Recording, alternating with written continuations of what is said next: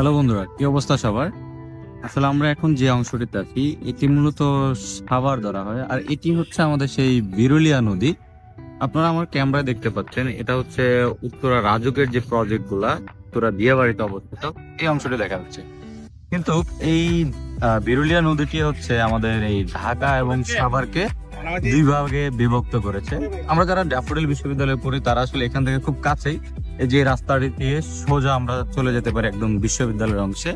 অনেক সুন্দর একটি রাস্তা এখানে, কিন্তু এখানে প্রস্তাবিত একটি ব্রিজ হওয়ার কথা। অলরেডি আপনার সাইনবোর্ডের লেখাটি চলে গেছে, কিন্তু এখন পর্যন্ত আসলে এটি হয়নি।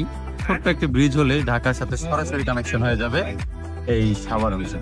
আর এই স্থানটিতে আসলে বিকালবেলা সবাই ঘুরতে আসে। এখানে কিছু ছোট ছোট ফুডকার্ট, কিছু দোকান এরকম আছে। তাছাড়া এই যে প্রতি শুক্রবার আসলে বিশেষ করে দেখা যায় যে এখানে মানে পর্যটকবাহী অনেক বোট চলে আসে।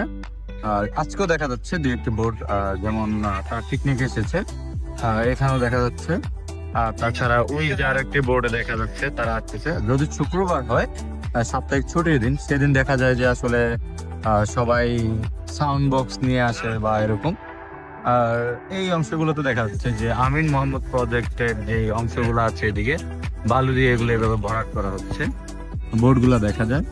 আর আপনারা আরেকটি বিষয় লক্ষ্য করবেন, আমাদের বিরুলিয়া নদীর পাশেই যে বিরুলিয়া ব্রিজ, তার একটু এদিকে যে ঢাকা বোট ক্লাব অবস্থিত। এই ঢাকা বোট ক্লাব কিন্তু বিভিন্ন কিছুর জন্য বিখ্যাত, সেটা আপনারা অবশ্যই জানেন। এই যে যে কালো ভবনটি দেখা যাচ্ছে এটি ঢাকা বোট ক্লাব, আর এটি হচ্ছে বিরুলিয়া নদীর তীরে অবস্থিত।